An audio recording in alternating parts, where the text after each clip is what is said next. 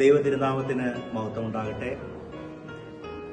കാരക്കൊല്ലി saint Mary's Yakobaya Soonoro പള്ളിയിൽ പരിശുദ്ധ ദൈവമാതാവിന്റെ ജന്മപ്പെരുന്നാൾ ഈ വർഷവും സെപ്റ്റംബർ 1 മുതൽ 8 വരെ ഭക്ത്യാദരവോടുകൂടെ ആഘോഷിക്കുവാനായിട്ടുള്ള എല്ലാ ക്രമീകരണങ്ങളും പൂർത്തീകരിക്കപ്പെട്ടിട്ടുണ്ട്.